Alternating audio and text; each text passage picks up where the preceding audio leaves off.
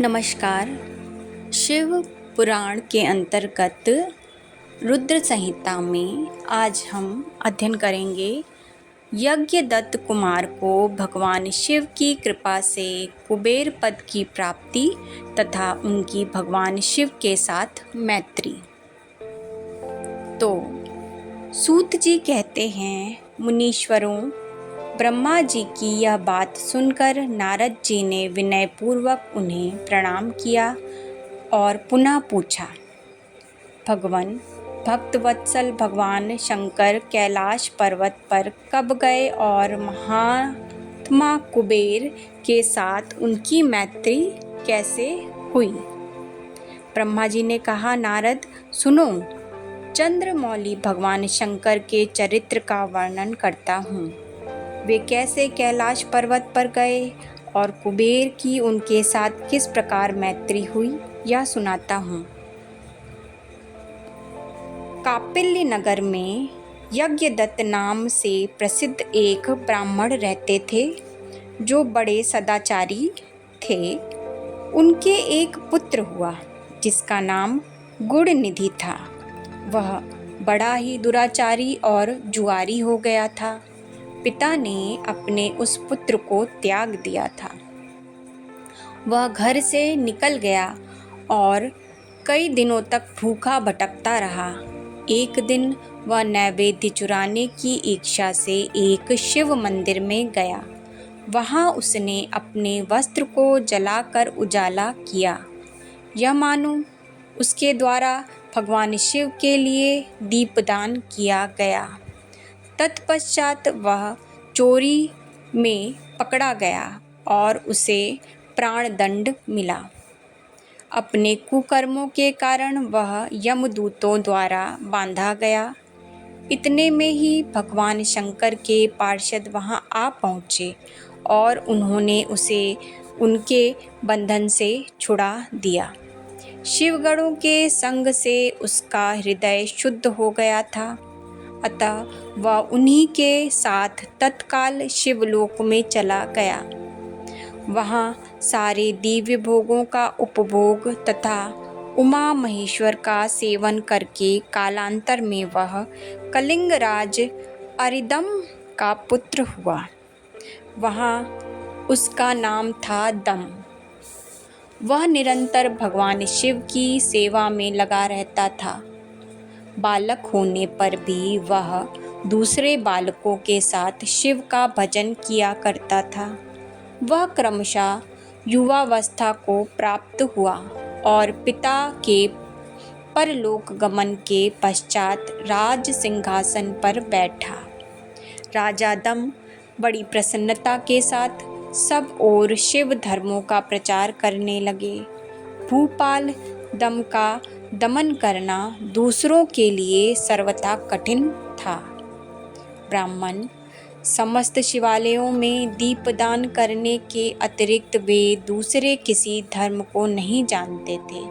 उन्होंने अपने राज्य में रहने वाले समस्त ग्रामाध्यक्षों को बुलाकर यह आज्ञा दे दी कि शिव मंदिर में दीपदान कराना सबके लिए अनिवार्य होगा। जिस जिस ग्रामाध्यक्ष के ग्राम के पास जितने शिवालय हों, वहाँ वहाँ बिना कोई विचार किए सदा दीप जलाना चाहिए। आजीवन इसी धर्म का पालन करने के कारण राजा दम ने बहुत बड़ी धर्म संपत्ति का संचय कर लिया। फिर वे काल धर्म के अधीन हो गए। दीपदान की वासना से युक्त होने के कारण उन्होंने शिवालयों में बहुत से दीप जलवाए। इस प्रकार भगवान शिव के लिए किया हुआ थोड़ा सा भी पूजन आराधना समयानुसार महान फल देता है। ऐसा जानकर उत्तम सुख की इच्छा रखने वाले लोगों को शिव का भजन अवश्य करना चाहिए।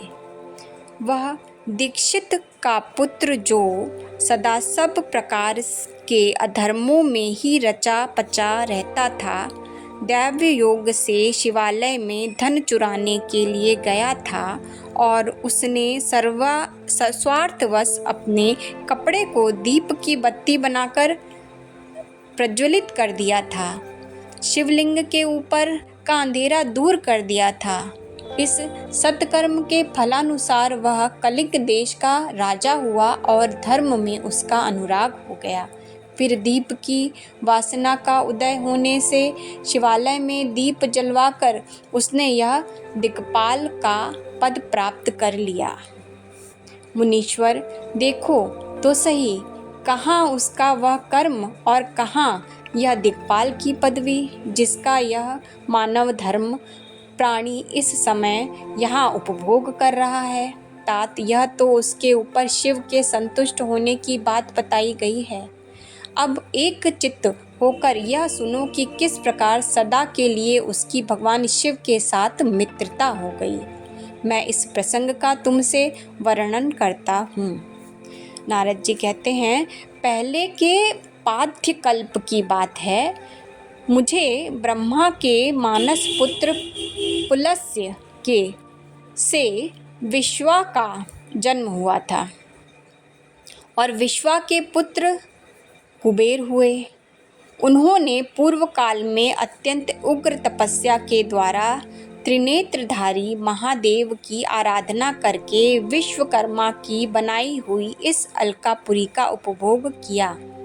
जब वह कल्प व्यतीत हो गया और मेघवाहन कल्प आरंभ हुआ, उस समय वह यज्ञदत्त का पुत्र, जो प्रकाश का दान करने वाला था, कुबेर के रूप में अत्यंत दुस्सह तपस्या करने लगा।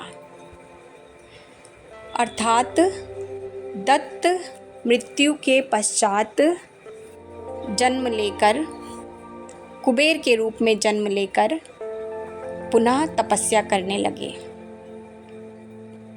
कुबेर के रूप में अत्यंत दुस्सह तपस्या करने लगा। दीपदान मात्र से मिलने वाली शिव भक्ति के प्रभाव को जानकर वह शिव की चित्त प्रकाशिका काशीपुर में गया और अपने चित्त रूपी रत्नमय प्रदीपों से 11 रुद्रों को उद्बोधित करके अनन्य भक्ति एवं स्नेह से संपन्न हो वह तन्मयता पूर्वक शिव का ध्यान करने लगा।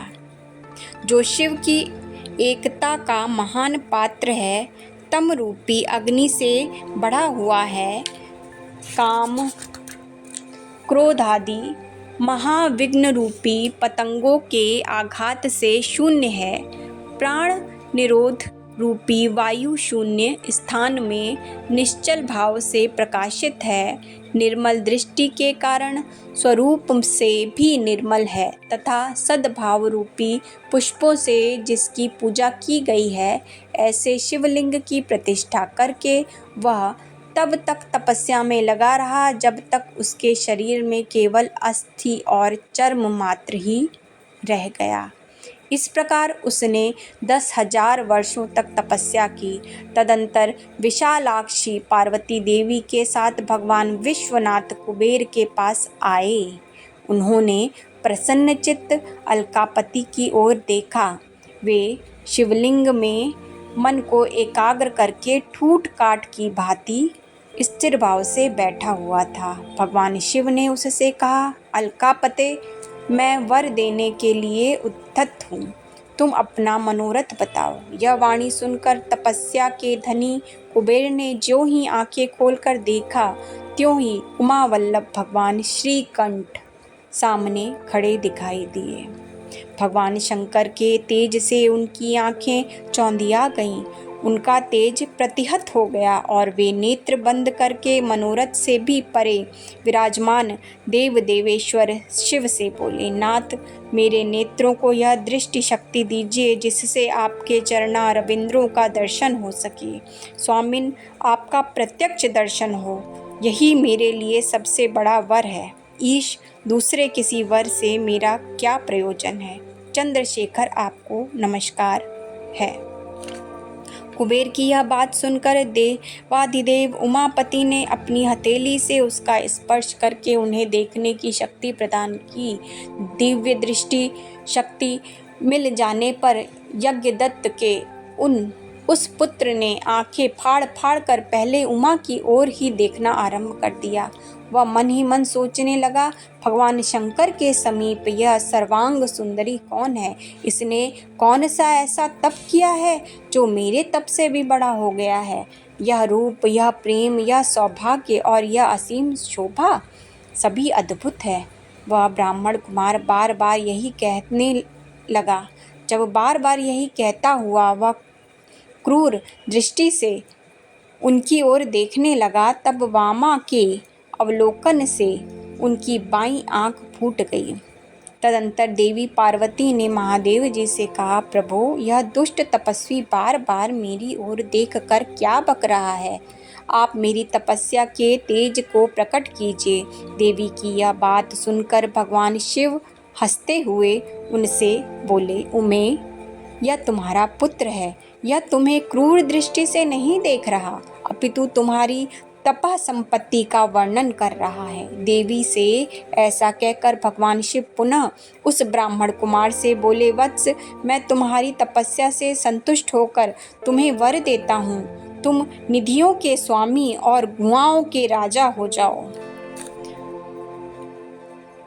सुव्रत यक्षों, किन्नरों और राजाओं के भी राजा होकर पुण्य जनों के पालक और सबके लिए धन के दाता बनो।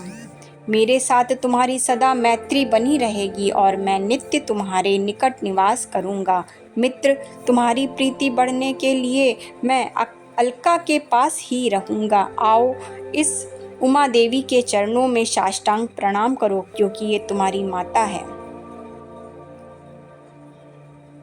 महाभक्त यज्ञदत्त कुमार, तुम अत्यंत प्रसन्न चित्त से इनके चरणों में गिर जाओ। ब्रह्मा जी कहते हैं, नारद, इस प्रकार वर देकर भगवान शिव ने पार्वती देवी से फिर कहा, देवेश्वरी, इस पर कृपा करो। तपस्विनी, यह तुम्हारा पुत्र है। भगवान शंकर का यह कथन सुनकर जगदम्बा पार्वती ने प्रसन्न चित्त होकर यज्ञदत्त कुमार से कहा, वत्स, भगवान शिव में तुम्हारी सदा निर्मल भक्ति बनी रहे।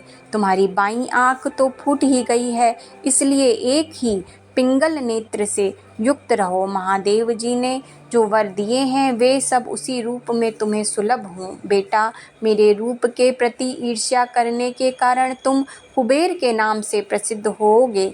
इस प्रकार कुबेर को वर देकर भगवान महेश्वर पार्वती देवी के साथ अपने विश्वेश्वर धाम में चले गए। इस तरह कुबेर ने भगवान शंकर की मैत्री प्राप्त की और अलकापुरी के पास जो कैलाश पर्वत है वह भगवान शंकर का निवास हो गया। अब आगे भगवान शिव का कैलाश पर्वत पर गमन तथा सृष्टिखंड का उपसंहार। आइए जानते हैं कैसे प्रभु कैलाश पर्वत पर रहने लगे, निवास करने लगे। तो ब्रह्मा जी कहते हैं, नारद मुनि कुबेर के तपोबल से भगवान शिव का जिस प्रकार पर्वत श्रेष्ठ कैलाश पर शुभागमन हुआ वह प्रसंग सुनो।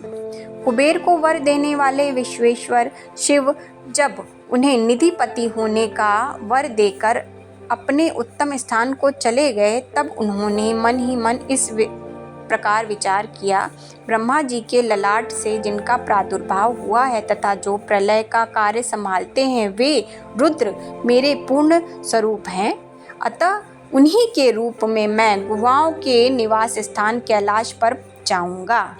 उन्हीं के रूप में मैं कुबेर का मित्र बनकर उसी पर्वत पर विशाल पूर्वक रहूंगा और बड़ा भारी तप करूंगा। शिव की इस इच्छा का चिंतन करके उन रुद्रदेव ने कैलाश जाने के लिए उत्सुक डमरू बजाया। डमरू की वह ध्वनि जो उत्साह बढ़ाने वाली थी, तीनों लोकों में व्याप्त हो गई। इस ध्वनि को सुनकर मैं तथा विष्णु आदि सभी देवता, ऋषि, मूर्तिमान, आगम, निगम तथा सिद्धि वहां आ पहुँचे। देवता और असुर आदि सब लोग बड़े उत्साह से में भरकर वहां आए। भगवान शिव के समस्त पार्षद तथा सर्वलोक वंदित महाभाग गढ़पाल जहां कहीं भी थे वहां से आ गए। उस समय भगवान शिव ने विश्वकर्मा को उस पर्वत पर निवास स्थान बनाने की आज्ञा दी। अनेक भक्तों के साथ अपने और दूसरों के रहने के लिए यथा योग्य आवास तैयार करने का आदेश दिया। मुने तब विश्वकर्मा ने भगवान शिव की आज्ञा के अनुसार उस पर्वत पर जाकर शीघ्र ही नाना प्रकार के ग्रहों की रचना की। फिर श्रीहरि की प्रार्थना से कुबेर पर अनुग्रह करके भगवान शिव सानंद कैलाश पर गए। उस समय आकाश से फूलों की वर्षा हुई जो मंगल सूचक थी। सब ओर जय जयकार और नमस्कार शब्द गूंजने लगे। फिर वे भगवान शंभु जो सर्वथा स्वतंत्र हैं, योग्य परायण एवं ध्यान तत्पर हो, पर्वत प्रवर कैलाश पर रहने लगे।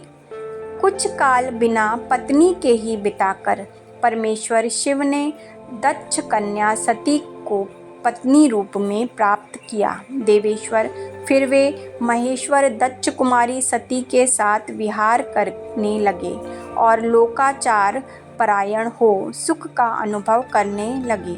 मुनीश्वर, इस प्रकार मैंने तुमसे यह रुद्र के अवतार का वर्णन किया है, साथ ही उनके कैलाश पर आगमन और कुबेर के साथ मैत्री का प्रसंग सुनाया है। जो एकाग्रचित्त हो इस कथन को सुनता या पढ़ता है वह इस लोक में भोग पाकर परलोक में मोक्ष लाभ करता है। यहाँ पर रुद्र संहिता का प्रथम खंड समाप्त होता है। नमस्कार। अब आगे रुद्र संहिता के द्वितीय खंड का अध्ययन करेंगे।